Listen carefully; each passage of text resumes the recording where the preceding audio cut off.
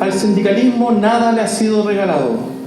Todo ha nacido de nuestras convicciones, nuestros sueños, nuestras batallas y luchas, que son el camino que hemos construido a lo largo de nuestra experiencia. Ya son 35 años desde la refundación de la CUT, pero no olvidemos que nuestra historia comienza mucho antes.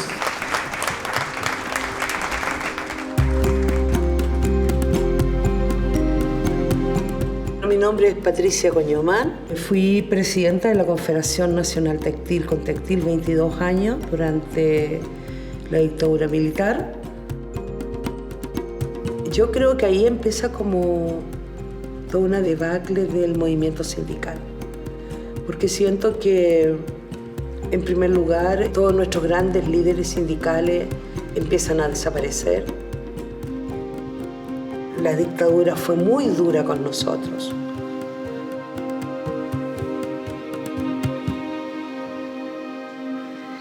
Cuando ya se da la orden que pudiéramos trabajar, en nuestra fábrica estaba llena de militares, buscando gente peligrosa. Y la verdad es que nosotros empezamos a hacer reuniones con los militares adentro de la fábrica, o sea, reuniones sindicales. El año 1975, un año y tanto después del golpe, se creó la Coordinadora Nacional Sindical, con 18 organizaciones nacionales. Mis inicios son de dirigente temporero, dirigente campesino temporero en Pirque. Nos afiliamos a la Coordinadora Nacional Sindical y al Comando Nacional de Trabajadores, que tenía como dos objetivos: ir reconstruyendo el tejido social vinculado al mundo sindical, pero también en articulación con los partidos políticos, con la Iglesia Católica, con los grupos estudiantiles, con los centros culturales. Y en esta coordinadora nosotros también empezamos a ver qué estaba pasando en el país, sabiendo que también peligraban nuestras vidas. Y nosotros estábamos en esa, formando sindicatos, reagrupándonos, llamando a los dirigentes incluso políticamente, porque no había otra forma. Participa con nosotros, queremos hacer esto, queremos hacer esto otro, queremos coordinarnos, queremos ver qué pasó, queremos ver en qué quedaron ustedes. Entre el 78 y el año 80 organizamos 2.400 sindicatos. Piensan hacer en plena dictadura 2.400 sindicatos. O sea, de un momento a otro, legalmente aparecieron en la palestra 3.000 y tantos dirigentes sindicales elegidos en el contexto de las leyes de la propia dictadura, que tenían muy pocas posibilidades de acción, pero eran legales y eran elegidos por voto soberano. Era un cambio. En esa coordinadora nosotros formamos el departamento femenino, porque nuestros compañeros, con todos los cariños que nos teníamos, en realidad ellos, con un tremendo machismo, nos llamaban a como estar en un grupo sola, así como más escondidas, pero dentro del movimiento sindical, pero que no nos viéramos mucho. Hasta cuando nosotros también empezamos a rebelarnos, y en la coordinadora nosotros hicimos 3 encuentros nacionales en clandestinidad, donde fijábamos pautas para las mujeres trabajadoras. Fuimos capaces también de hacer un caupolicanazo con el mundo sindical y con las mujeres, que no eran del mundo sindical, pero sin embargo esta coordinadora era referente en el país en términos de lo que significaba ser mujer.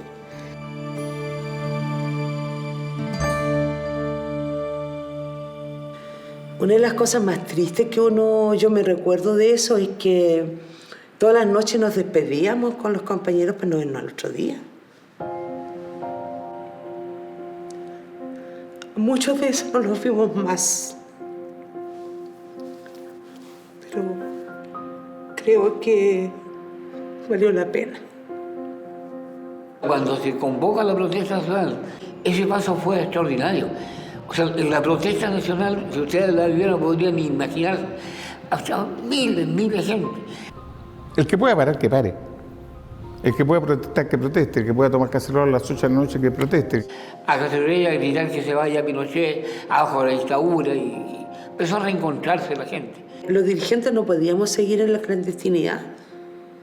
Teníamos que salir a contarle a la gente que éramos organizaciones reales y que necesitábamos que ellos conocieran quién eran los dirigentes. Mira, la coordinadora hizo en su momento el pliego de Chile. Y la verdad es que eso dio pábulo para la CUT. Pero creo que el pliego de Chile fue el que aunó toda la fuerza para poder constituir la central. Fue difícil aunar todo ese esfuerzo con Pinochet presente. Entonces, en una de estas movilizaciones y asambleas, se acuerda realmente de dar el paso para constituir la central. Se crea una comisión organizadora, como siempre, buscando la diversidad, la amplitud.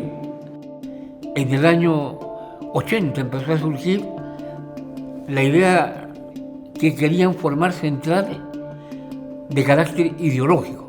Eran inspiradas en el sindicalismo norteamericano. No podían estar los comunistas, no podían estar los marxistas. Ahí, más de la mitad de esos dirigentes eran demócratas cristianos, pero había otra mitad de dirigentes muy de base, sindicalistas reales. Ese sector demócrata cristiano, entre ellos se enfrentaron en grandes asambleas y optaron por el camino de la unidad sin exclusiones, con todo. Esa idea triunfó y la manera más concreta de ganar esa pelea fue cuando se llama a constituir la Central Unitaria de Trabajadores. Formamos el 20, 21, 22 de agosto del 88 en Punta Tralca. Recordar que estábamos a meses del plebiscito y el sí y el no, por tanto estábamos en una coyuntura de país. Y el tema de que se formara la Central Unitaria de Trabajadores tenía como un objetivo también articular a los trabajadores, pero también dar una señal de la recomposición social que se estaba haciendo en Chile a través de la demanda y en este caso terminar con la dictadura cívico-militar de Pinochet. Pero en ese tiempo, cuando el movimiento sindical tenía un concepto de clandestinidad, de oposición a un régimen militar, no era fácil marchar por la Alameda. La transición estuvo marcado por esperanza, estuvo marcado por demanda, por compromiso. Si yo tengo que ver lo que ha pasado con la CUT desde que asume Elwin hasta el 2010, para irme más, yo soy una persona que tiene un tremendo sentimiento de que nosotros fuimos derrotados respecto a nuestro proyecto. A partir de los 90, las promesas que se hicieron del gobierno de la concertación, del cambio del Código del Trabajo, que esas cosas nunca se cumplieron hasta el día de hoy. Siguió Pinochet comandante en jefe, se crearon los senadores designados, que alteraban cualquier voluntad que pudiera tener los parlamentarios que estaban ejerciendo. Entonces nuestra reivindicación se estrellaba en ese muro. Y que lo que fuimos es más bien pasado a ser uno de los sectores sociales que está excluido de las decisiones importantes. Y la CUT, después de los 90, baja la movilización. Perjudicó al movimiento sindical porque era movilización o democracia. Eran cosas que yo nunca pude entender. ¿Cómo vamos a movilizarnos? ¿Vamos a desestabilizar el gobierno que estamos recién construyendo? Y eso yo diría que pecamos un poco de ingenuo también. No puedo decir la perspectiva del tiempo. Que no deberíamos haber perdido ese protagonismo que teníamos con el pretexto de hacer un aporte a esta transición. Porque la concertación, los partidos de la concertación que dirigían la CUT en ese entonces aprobaban todo lo que hacía Elwin, todo lo que hacía Frey, todo lo que hacían los partidos.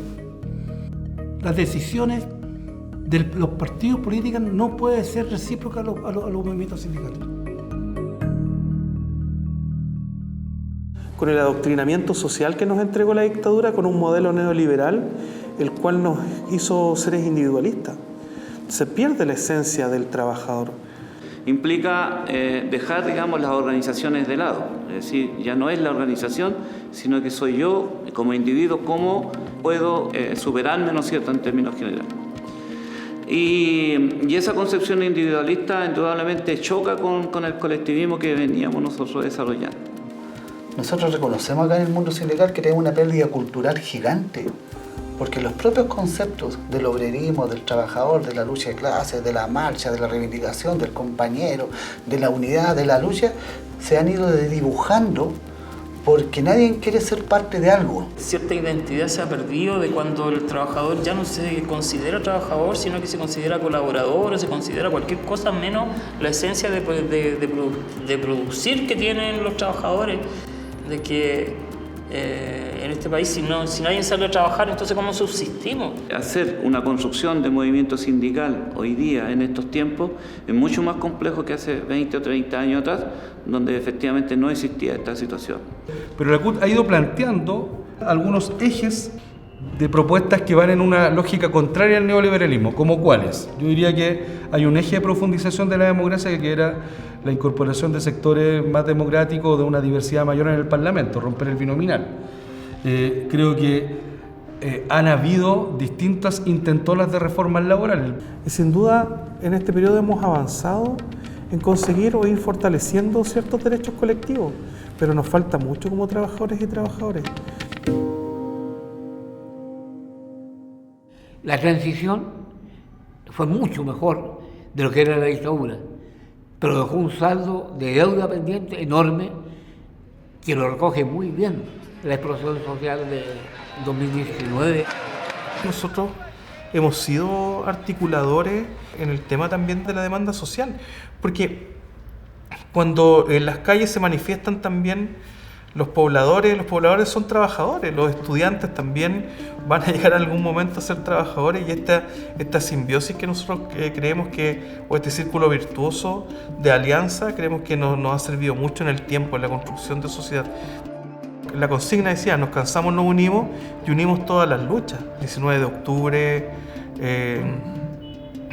donde se genere el estallido social por un agotamiento de las movilizaciones que se venían realizando. Entonces, nosotros tuvimos una gran manifestación el día 12 de noviembre del 2019.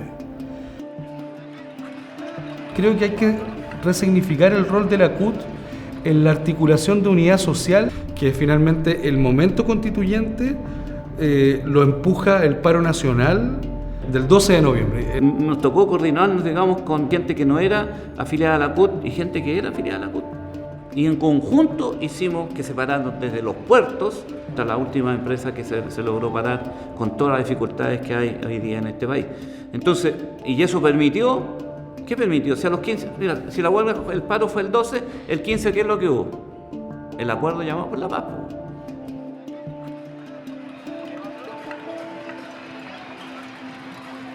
Nosotros creemos que tenemos que volver al eje principal o al eje central.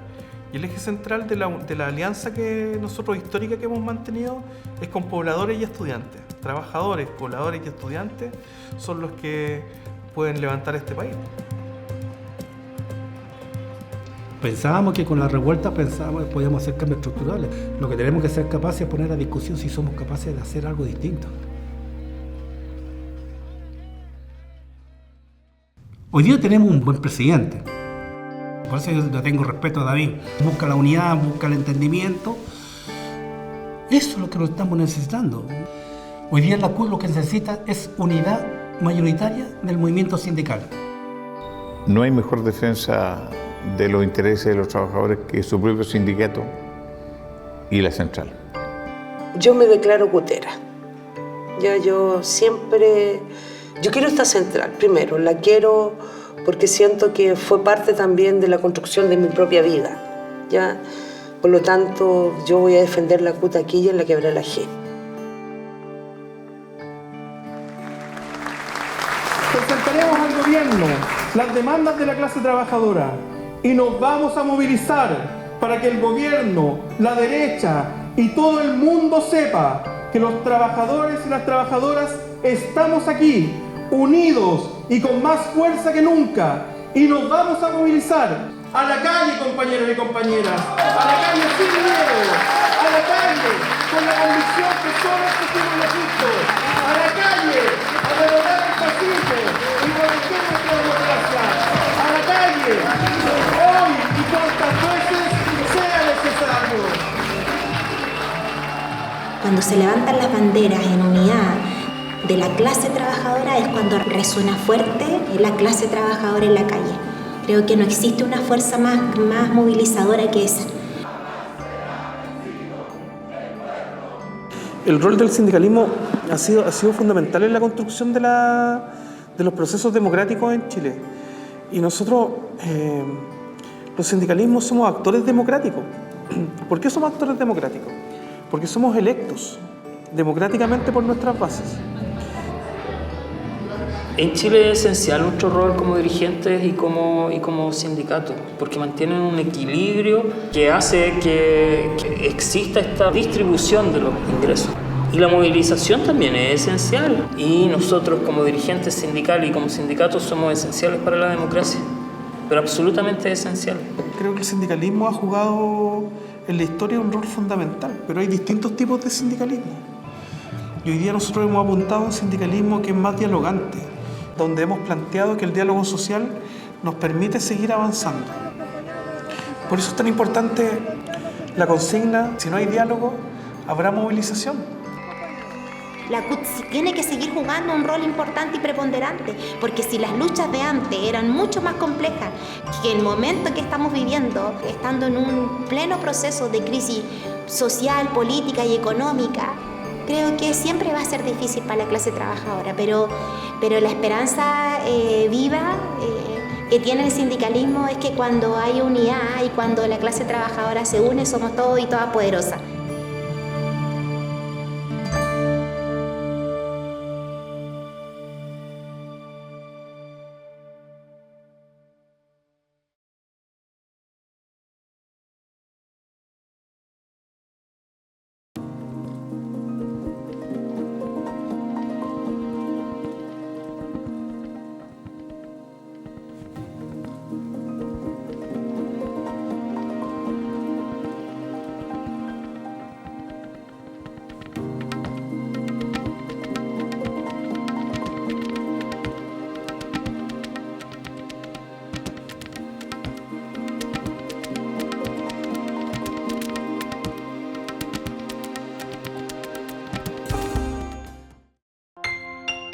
Gobierno de Chile. Presentes por un mejor futuro.